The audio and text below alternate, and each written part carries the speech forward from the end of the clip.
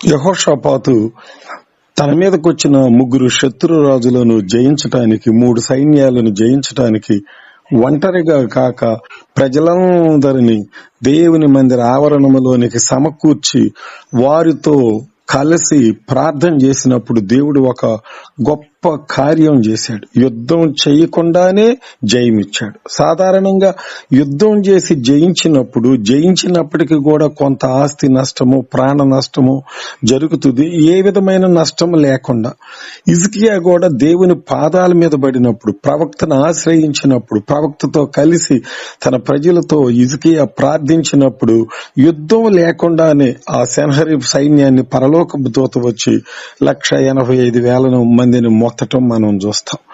కనుక ఇట్లా కాన్ఫరెన్స్ లో కలుసుకోవటం అనేది చాలా గొప్ప ఆశీర్వాదంగా నేను తలస్తూ ఉన్నాను.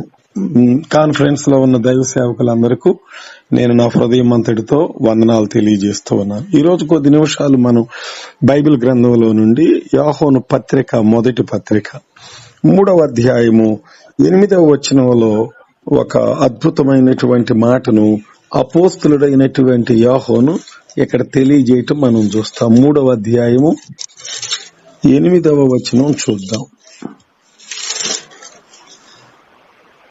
అపవాది మొదటి నుండి పాపము చేయుచున్నాడు గనుక పాపము చేయువాడు అపవాది సంబంధి. అపవాది యొక్క క్రియలను లయపరచుటకే దేవుని కుమారుడు ప్రత్యక్షమాయను. అపవాది క్రియలను లయపరచుటకే దేవుని కుమారుడు ప్రత్యక్షమాయను. ఈ అపవాది క్రియలలో మొట్టమొదటి క్రియ దైవ గ్రంథంలో ఆది కాండంలో మనం చూస్తాం. పరలోకంలో అపవాది క్రియ గర్వముగా మనం చూస్తాం. తను తాను హెచ్చించుకోవటం మనం చూస్తాం.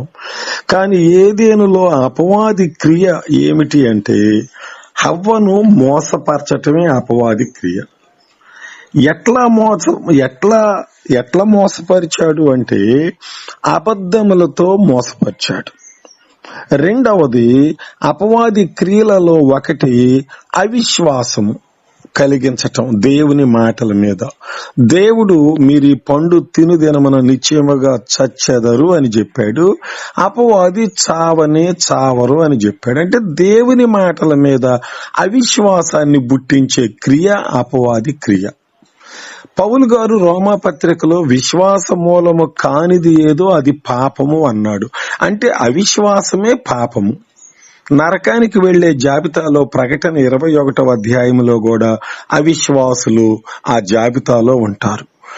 ఎక్కడైతే విశ్వాసం ఉండదో వారికి దేవునికి ఎలాంటి సంబంధం ఉండదు. అవిశ్వాసము మనుషులను దేవునికి దూరం చేస్తుంది. అవిశ్వాసము అనేది ఎంత ఘోరమైన పాపము అంటే అది మనుషులను దేవునికి దూరం చేస్తుంది. దేవునితో సంబంధం, సహవాసం, ఆశీర్వాదం లేకుండా చేసేది అవిశ్వాసం. ఇది అపవాది క్రియ. అవిశ్వాసులుగా తయారు చేయటం, అబద్ధాలు చెప్పటం, మోసం చేయటం, తన వంచన, తన లాలన, తన కుయుక్తి, తన అబద్ధపు మాటలతో మనుషుల్ని మోసం చేసి వారిని దేవుని నుండి దూరం చేసి వారిని ఈడ్చి బయట పడవేయటమే అపవాది క్రియ. చాలా ఉన్నాయి అపవాది క్రియలు. యేసుక్రీస్తు ప్రభువారు అపవాది క్రియలను లయపరచుటకు ప్రత్యక్షమయ్యాడు. దానికంటే ముందు పంక్తి ఏమని ఉన్నదంటే పాపము చేయు ప్రతివాడు అపవాది సంబంధి.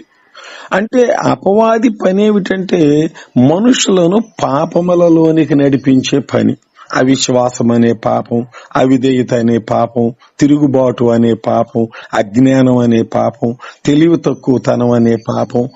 వాడు పాపములకు పుట్ట, పాపములకు తండ్రి. పాపములన్నీ వాడిలో నుంచి పుట్టి ఈ లోకంలో అవి విస్తరించినాయి.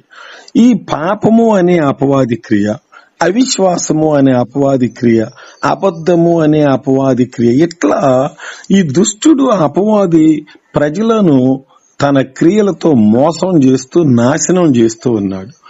యేసుక్రీస్తు ప్రభువారు అపవాది క్రియలను ఆయన లయపరచుటకు ఈ లోకానికి వచ్చాడు. మనం గతంలో ఒకసారి ధ్యానం చేసుకున్నాం. ఈ లోక రాజ్య మహిమలు, ఈ భూలోక రాజ్యపు అధికారము అంతా నాకు ఇవ్వబడింది అని యేసు ప్రభువుతో 40 దినాలు ఉపవాస ప్రార్థన ప్రభువు చేసిన అనంతరము అపవాది ప్రభువుకి చెప్పాడు. ఎవరిచ్చారు ఈ అధికారము అని అంటే, ఆదాము పోగొట్టుకున్నాడు, అపవాదికి దక్కింది. ఈ లోక అధికారము ఇదంతా అపవాదికి ఇవ్వబడింది. ఆదికాండం 1వ అధ్యాయంలో అది సాతానుకు వచ్చింది. ఇప్పుడు సాతాను లోకాన్ని ఏలుతూ ఇహలోక సంబంధాన్ని, ఈ బాహ్య సంబంధమైన లోకాన్ని పరిపాలన చేస్తూ యోహాను సువార్త 14లో లోకాధికారిగా, యుగ సంబంధమైన దేవతగా పిలువబడుతూ ఉన్నాడు. ఇంకా వాడు మరి వాయుమండల సంబంధమైన అధిపతిగా పరిపాలన చేస్తున్నాడు. వాడు భూమి మీద ఇటు అటు తిరుగుతూ మరి దేవుని సన్నిధికి వెళ్ళినప్పుడు, నువ్వెక్కడి నుంచి వచ్చావని తండ్రి అడిగినప్పుడు, నేను భూమి మీద అటు ఇటు తిరుగుతూ వచ్చాను. మరి భూమి మీద నా సేవకుడైన యోబుని గురించి నువ్వు ఆలోచించితివా? నేనెందుకు ఆలోచించలేదు? నాకు తెలుసు. కాబట్టి వాడు భూమి మీద తిరుగుతున్నాడు. తన తోకతో భూమి మీద ఆకాశ నక్షత్రములను పడద్రోశాడు.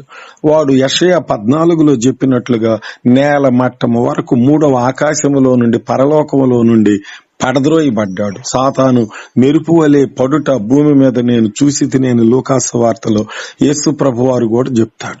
వాడి ఉనికి భూమి మీద, ఈ భూమిని పరిపాలన చేస్తున్నాడు.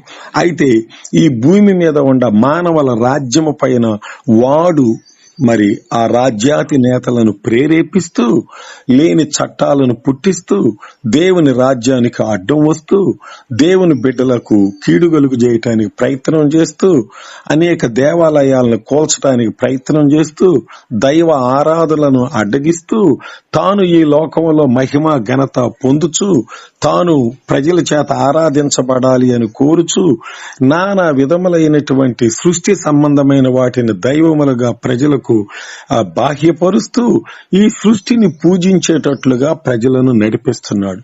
ఈ సృష్టిని ఇహ సంబంధమైన పంచభూతములను, ఇక ఈ ప్రకృతి సంబంధమైన వస్తువాహనములను, ఇంకా చతుష్పాత జంతువులను పూజించుట ద్వారా వాడు వాటి ద్వారా తృప్తి పొందుతూ దేవునికి ప్రతిగా తాను ఆరాధన కోరుకుంటున్నాడు. అవన్నీ సాతాను యొక్క క్రియలే, ఈ అపవాది క్రియలు. వీటన్నిటిని నశింపజేయటానికి, లయం చేయటానికి వచ్చాడు. 13వ అధ్యాయం లూకాసు వార్తలో 18 ఏండ్ల నుండి నడుము వంగిపోయిన స్త్రీ అంటే అపవాది ఆమె నడుము వంచిందంతే. ఆ దయ్యం నడుము వంచి బంధించింది. ఇదిగో 18 ఏండ్ల నుంచి కట్టివేయబడిన, బంధించబడిన ఈమెను ఈ కట్ల నుండి విడిపింప తగదా అని ప్రభు ప్రశ్నిస్తారు. అంటే సాతాను ప్రజల్ని కట్టివేయటమే. రోగాలతో కట్టివేస్తాడు, వ్యాధులతో కట్టివేస్తాడు, ఆరోగ్యంగా ఉన్న వారిని అనారోగ్యం పాలు చేస్తాడు, రకరకాల బాధలు పెడతాడు.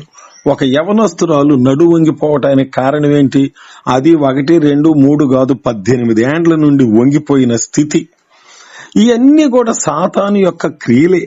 మార్కు సువార్త 9వ అధ్యాయంలో దయ్యము, మూగ దయ్యం పెట్టిన ఒక బాలుడిని గురించి, వాటి పనేంటి? దయ్యాలు, అపవాది క్రియలు, మూర్ఛలు పెట్టడం, నురుగుగార్చుకునేటట్లు చేయటం, విలవిలలాడించటం, పొర్లాడేటట్లు చేయటం, కిందపడి నాశనం చేయాలని చూడటం, నీళ్లలో అగ్నిలో పడద్రోయటం, ఇవన్నీ అపవాది క్రియలు. ఈ దినాలలో ఈ లోకాన్ని వాడు పరిపాలన చేస్తున్నాడు. అందుకని యెషయా గ్రంథంలో తాను చెరపట్టిన వారిని తన నివాస స్థలములకు పోనీయన వాడు ఇతడేనా అంటాడు. లోకమును అడవిగా చేశాడు, కుటుంబాలను నాశనం చేస్తున్నాడు, రాజ్యాధిపతులను పట్టుకొని ఈ లోకాన్ని పరిపాలన చేసే వాళ్ళ చేత నడిపిస్తున్నాడు. దావీదు లోకాన్ని పరిపాలన చేస్తున్నాడు, ఇశ్రాయేలు దేశాన్ని. దావీదు మహారాజు. 1 దినవృత్తాంతములు 21వ అధ్యాయం 1వ వచనంలో అపవాది దావీదును ప్రేరేపించాడు.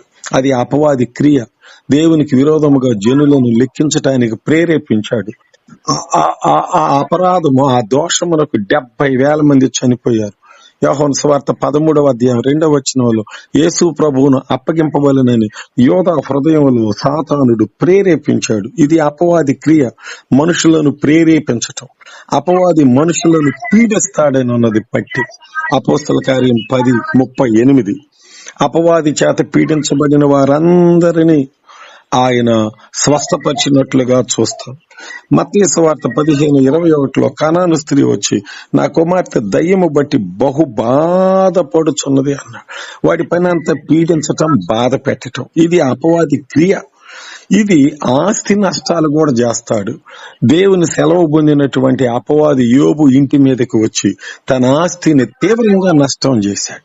తన పశువులు, తన మందలు, తన జీతగాళ్లు, తన ఆస్తులు నానా విధములుగా అగ్ని ద్వారా శత్రువులను పురికొల్పి ఆస్తుల మీదకు వారిని ఎగద్రోసి ఆ శత్రువులకి ఆస్తులను అప్పగించి ఆస్తులను నష్టం, చివరికి దేవుని సెలవు తీసుకొని కుమార్తెలను కూడా చంపటం, దేవుని సెలవు తీసుకొని అపవాది యోబు శరీరం మీద కురుపులు, బాధాకరమైన వ్యాధులు, రోగములు పెట్టటం, ఇట్లా మానసికంగా, శారీరకంగా, ఆధ్యాత్మికంగా, ఈ భౌతికంగా వాడి పనంతా కూడా నష్టపరచటమే.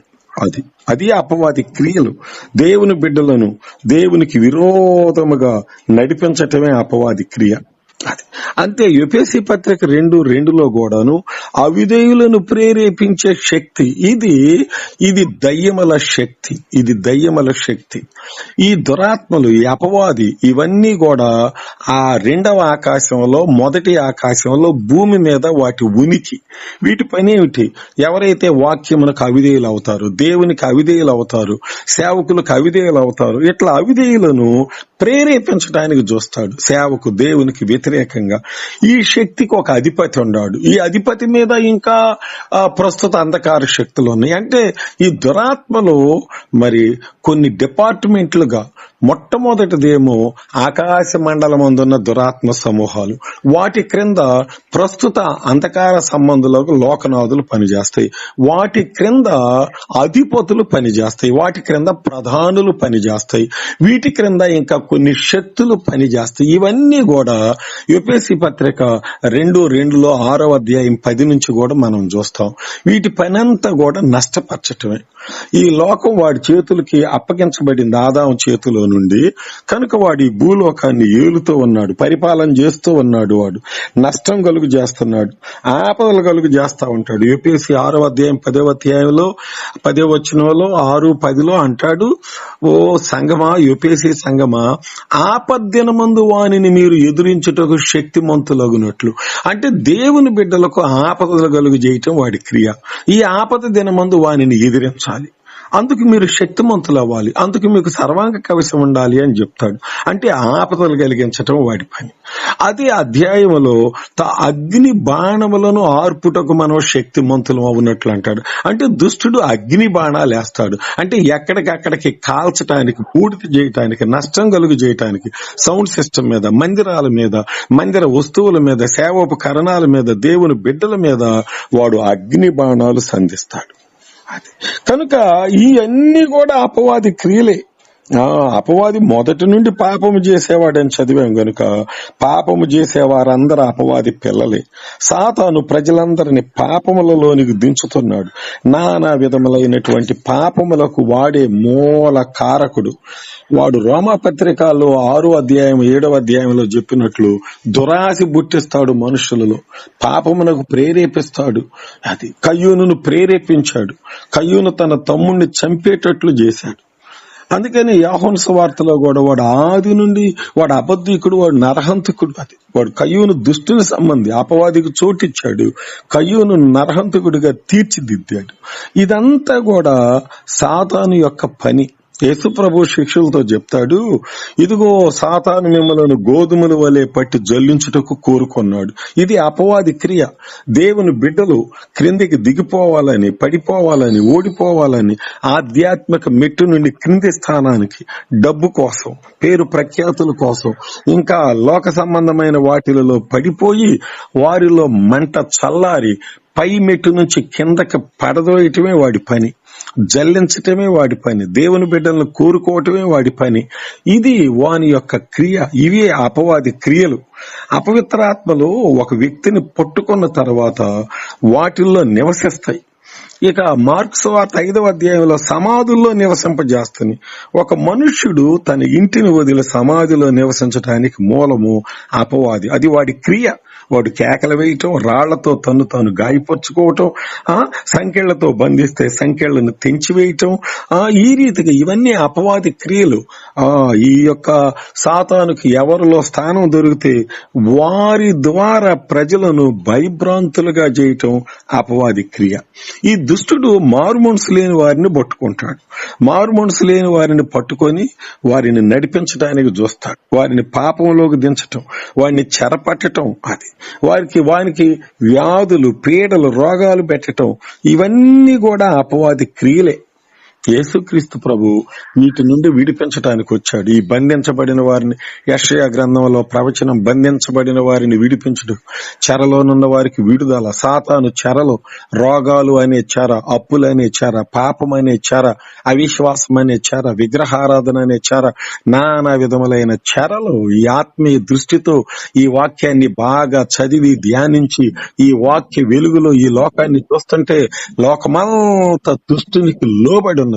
ఏ స్త్రీ పురుషులను చూసినా, యవనస్తులను చూసినా అపవాదికి లోబడ్డారు, అపవాది చేత పీడించబడుతున్నారు, అపవాది చేత ప్రేరేపించబడుతున్నారు, అపవాది చేత నడిపించబడుతున్నారు.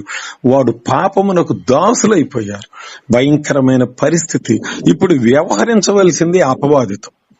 ఇప్పుడు వాడి చెర నుంచి విడిపించాలి, వాడి బంధకాల నుంచి విడిపించాలి, వాడిని గద్దించాలి. దేవుని సేవకులకు వాడితోనే పోరాటం.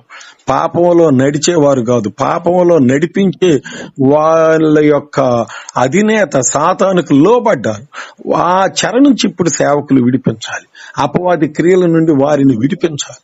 1:13 కొలస్సీయులకు రాసిన పత్రికలో ఆయన అనగా యేసు ప్రభు లేక తండ్రి అయిన దేవుడు మనలను అంధకార సంబంధమైన అధికారములో నుండి విడుదల చేసి తన కుమారుని రాజ్య నివాసులుగా చేశారు.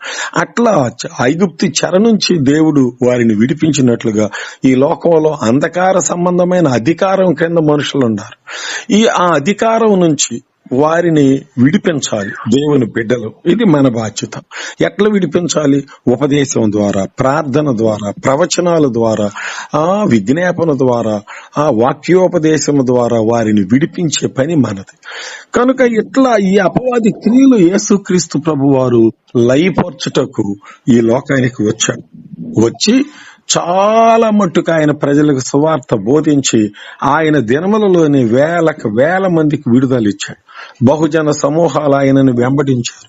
ఆయన సిలువ రక్తము ద్వారా, ఆయన బలియాగము ద్వారా అపవాది తలను సిలువలో చితక దొక్కేశాడు, అపవాదిని ఓడించాడు. ఈ సువార్త ద్వారా ప్రజలకు అక్షయత, వెలుగు. ఈ సువార్త ద్వారా ప్రజలు ప్రపంచంలో ఇప్పటికే లక్షలాది మంది సాతాను రాజ్యము నుంచి, చెర నుంచి, రోగాల నుంచి, పాపము నుండి, భ్రష్టత్వం నుండి విమోచించబడి అనేక మంది భక్తులుగా, అనేక మంది దేవుని బిడ్డలుగా మహిమకరమైన జీవితాలు జీవించి పరలోక రాజ్యానికి వారసులయ్యారు. ఇంకా అనేక మంది ఈ లోకంలో జీవిస్తూ ఆయన మహిమపరుస్తున్నారు. ఇప్పుడు అపవాది క్రియలను లయపరచుటకు ఆయన ప్రత్యక్షమయ్యాడు. అవి ఆయన లయపరిచాడు. ఇక ఆయన బిడ్డలమైన మనము కూడా అపవాది క్రియలు లయపరచాలి, సాతాను క్రియలు లయపరచాలి. ప్రార్థనతో, విశ్వాసంతో వాడి చేష్టలను, వాడి ఉద్దేశాలను మనం భంగం చేయాలి. ఎక్కడికక్కడే వాడి రాజ్యాన్ని అడ్డుకోవాలి, దేవుని రాజ్యాన్ని కట్టాలి, దేవునిని మహిమపరచాలి, సాతానుతో వ్యవహరించాలి. ఇదే దేవుని బిడ్డల బాధ్యత. ఇక ముగింపులో ఇక అపవాదికి దేవుని బిడ్డల మీద ఎంత మాత్రం అధికారం లేదు. ఎందుకంటే అధికారం నుండి మనం విడుదల పొందాము, ఆయన రాజ్య వారసులం అయ్యాం. ఇప్పుడు భూలోకంలో దేవుని రాజ్యం ఉన్నది, ఆ రాజ్యంలో మనం ఉన్నాం. భూలోకంలో సాతాను రాజ్యంలో కాదు, భూలోకంలో సాతాను రాజ్యంలో నుండి పరలోక రాజ్యంలోకి మనం వచ్చేసాం. మన మీద వాడికి అధికారం లేదు, వాడు మనల్ని ఏం చేయలేడు. అయితే దేవుని చిత్తం తెలుసుకోకుండా అడ్డుపడుతున్నాడు. దానియేలు ప్రార్థన చేయటం ఆరంభించినప్పుడు దేవుడు తన చిత్తమును గబ్రియేలు దేవదూత ద్వారా పంపినప్పుడు పారసీకుల సేనాధిపతి అడ్డుకున్నాడు. ఎందుకు? దేవుని ప్రణాళిక, దేవుని చిత్తము దేవుని సేవకులకు, దేవుని బిడ్డలకు తెలియపరచబడటం వాడికి ఇష్టం లేదు. అడ్డుకున్నాడు 21 రోజు. అప్పుడు మికాయేల్ అనే దూత వచ్చి పోరాడి ఆ పారసీకుల సేనాధిపతిని ఓడించి గబ్రియేలుకు విడుదలిస్తే గబ్రియేలు వచ్చి ఈ దానియేలుకు దేవుని చిత్తమును బయలుపరిచాడు. ఇది ప్రార్థించిన రోజే బయలుపరచబడింది గాని వాడు అడ్డుకున్నాడు. కాబట్టి సాతాను యొక్క పని ఏమిటంటే ఎక్కువగా వాక్యం మనం తెలుసుకోకుండా పాత పద్ధతిలో కొనసాగటం, నూతన విషయాలు తెలుసుకోకుండా, వాక్యంలో నుండి వాక్యంలోకి వెళ్లకుండా, సాతాను గుట్టు తెలుసుకోకుండా ఒక మూసలో పెడతాడు. ఈ దినాల్లో అనేక డినామినేషన్లు కూడా ఏదో ఒక మూసలో చిక్కుకొని ఉన్నాయి. అది ఆ డినామినేషన్ పేరు ఎత్తటం అది సబబు కాదు. ఇక ఆ డినామినేషన్లో ఆ సిద్ధాంతాల్లో ఇక వాళ్ళ జీవిత కాలం అంతా ఆ బావిలో కప్పలాగా ఒక మూసలో ఉండి వెళ్లిపోతా ఉన్నాయి. దేవుడు బావిలో కప్పలాగా ఉండేవాడు కాదు. ఆయన మొదటి నుండి కదిలేవాడు, ప్రవహించేవాడు, క్రొత్త విషయాలు నేర్పేవాడు. ఆయన జీవితాంతము కూడా మనలను నూతన విషయంలో నుండి నూతన విషయంలోకి నడిపించేవాడు. అభిషేకం మీద అభిషేకం ఇచ్చేవాడు, కృప మీద కృప ఇచ్చేవాడు. ఆయన మనకు సహాయం చేసేవాడు. ఆయన మన పిల్లలు చదువులు ఎట్లా 1 నుండి 2, 2 నుండి 3 తరగతులు పైకి వెళ్ళినట్లుగా ఆధ్యాత్మికంగా మనల్ని ఉన్నతమైన మెట్టుకి పౌలు గారు ఎన్ని కృపలు, పౌలు గారికి ఎన్ని వరములు, పౌలు గారిని దేవుడు ఎట్లా వాడుకున్నాడు. అట్లానే ప్రతి దైవజనుడు కూడా ఈ లోకంలో ఉండటం, వర్ధిల్లటం దేవుని చిత్తం అన్నాము. అయితే అవిశ్వాసులైన వారి మనోనేత్రాలకు సాతానుడు గురిడితనం కలుగు చేసి ఇవన్నీ తెలియకుండా చేస్తున్నాడు. వాడు అవిశ్వాసులే కాకుండా విశ్వాసులకు కూడా ఇంకా దేవుని మర్మములు తెలియకుండా, దేవుని వాక్యం తెలియకుండా, ఇంకా పొందిన రక్షణతో తృప్తి పొందుతూ ఆ మోసలోనే కొంతమంది వెళ్లిపోతున్నారు. దేవుని బిడ్డలకి ఎన్ని అధికారాలు ఇవ్వబడ్డాయో చెప్పటానికి లేదు. నమ్మిన వారి వలన సూచక క్రియలు, వారు క్రొత్త భాషలు మాట్లాడతారు, దయ్యాలు వెళ్ళగొడతారు, వారు గొప్ప గొప్ప కార్యాలు చేస్తారని కేవలం 16 మార్కు సువార్త నమ్మిన వారి వలన ఈ క్రియలు. అంటే విశ్వాసకి ఇవ్వబడిన ఆధిక్యతలు బైబిల్లో చాలా ఉన్నాయి.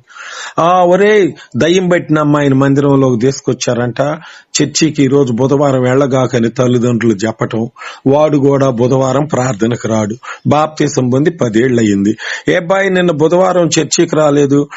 కాదన్నయ్య గారు, నిన్న ఎవరు దయ్యం పట్టిన వాళ్ళని తెచ్చారంట కదా చర్చికి, అందుకని మా అమ్మోళ్ళు ఈ రోజు ఆగురా, రేపు శనివారం బోదుగు అని అంటే నేను ఆగాను అంటాడు. మరి బోధకులు వాళ్ళకి ఏం చెప్పాలి? బోధకుడు ఒక కుర్చీ వేసుకొని కూర్చొని విశ్వాసులు నా దయ్యాన్ని మీదకు పురుగొలిపితే దయ్యాలు విలవిలలాడుతూ కేకలు వేసి చెంపలు వేసుకొని విలవిలలాడుతూ వదిలిపోవాలి. విశ్వాసి ప్రార్థన చేస్తేనే దయ్యం పోవాలి. సేవకుడి దాకా దయ్యం రానక్కర్లేదు. ఆ అధికారం యేసు రక్తంలో, యేసు నామంలో ఉన్నది. విశ్వాసికి దేవుడు అధికారాలు ఇచ్చాడు, అంతే. పాతాళలోక ద్వారాలు సంఘం ఎదుట నిలవలేవన్నారు. కనుక మరి ఇవన్నీ కూడా బైబిల్ గ్రంథం చెప్తా ఉన్నది. కాబట్టి మన విశ్వాసులు ఆత్మలో ఎదిగిన వారిగా, మనస్సాక్షిని సరిచేసుకునే వారిగా, పశ్చాత్తాపడేవారిగా, ఎప్పటికప్పుడు తమ జీవితాలు దిద్దుకొని ఆత్మలో వారు ముందుకెళ్లే వారిగా ఉంటే, నేను నా చిన్న వయసులో విన్న విషయాలు, ఒక దైవజనుడు ఒక గ్రామానికి వెళ్తున్నాడంటే అక్కడ దయ్యాలు పట్టిన వాళ్ళు ఏడుస్తా ఉండేవాళ్ళు. అయ్యో ఈ రోజు జాన్ గారు వస్తున్నారు, దేవసాయం గారు వస్తున్నాడు, మన పని పడతాడని అక్కడ ఆయన రాకముందే దయ్యాలు ఏడ్చేయి, దయ్యాలు కేకలు వేసాయి. దేవుని సేవకులు ఉదయం వెళ్లి సాయంత్రం వరకు ఆ జామాయిల తోటల్లో బైబుల్ రోజుకు 40-50 అధ్యాయాలు చదువుతా, ప్రార్థన చేస్తా, ఒక వాటర్ బాటిల్ వేరుశెనగ పప్పులు కొన్ని తీసుకొని వెళ్లి వాటితో ప్రార్థనలు చేస్తా, వాటితో ఆకలి తీర్చుకుంటా, ఆత్మలో తీవ్రంగా ఉన్నవారు ఎక్కడికి వెళ్లిన దయ్యాలు విలవిల్లాడిని. కనుక మనం విశ్వాసులు, మనం ఆత్మలో ప్రజ్వరిల్లినప్పుడు అసలు ఒక ఎస్పీ గారు వస్తున్నారంటే ఎంత, ఒక డిఎస్పీ వస్తున్నారు, ఒక సిఐ, ఎస్ఐ వాళ్ళు వస్తుంటే ఆ వాతావరణం అంతా కూడా భయంకరంగా ఉంటది. ఆయనకి ఎవడు ఎదురుండడు. అట్లానే ఒక దైవజనుడు ఒక ఇంటికి వెళ్తున్నాడంటే, ఒక సంఘానికి వెళ్తున్నాడంటే, ఒక ఊరికి వెళ్తున్నాడంటే ఆయనతో పరలోకపు సన్నిధి, మహిమ, ప్రభావం అన్ని ఉంటాయి. దేవుని దూతలు ఆయనతో ఉంటారు. ఇది కనుక యేసుక్రీస్తు ప్రభు వారు అంతే చేశారు. ఆయన ఎక్కడికి వెళ్ళిన అంతే అద్భుతాలు. రాత్రింబగళ్ళు ఆయన ప్రార్థనలో ఉన్నాడు, ఆయన అపవాది క్రియలను లయపరిచాడు. పౌలు గారు కూడా ఎక్కడికి వెళ్ళిన సంఘాలు కట్టబడ్డాయి, ప్రజలు పాపం నుంచి విడిపించబడ్డారు, రోగాలు పోయినాయి, దయ్యాలు పోయినాయి, దయ్యాలు కేకలు వేసినాయి. అది దేవుని బిడ్డల అధికారాలు ఇవి.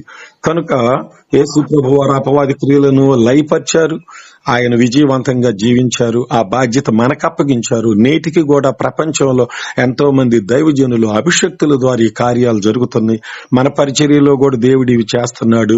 ఇంకా మనము దైవ శక్తితో, ప్రభావంతో, ప్రార్థనతో నింపబడి ఈ అపవాది క్రియలను లయపరుస్తూ, సాతాను రాజ్యాన్ని కూలుస్తూ, దేవుని రాజ్యాన్ని కట్టుచు, ఆయనను మహిమపరుస్తూ, ఆయన కొరకు జీవిస్తూ, ఇంకా మన చేతనైనంత వరకు 4 చేతుల ఆత్మలను సంపాదిస్తూ ఆయన చిత్తం చేసి ఆయన రాజ్య వారసులం కావాలని ప్రభువు పేరట మనం అందరము కలిసి ఇట్లా ప్రార్థన విజ్ఞాపనల ద్వారా కూడా వాటి క్రియలను లయపరచవచ్చు.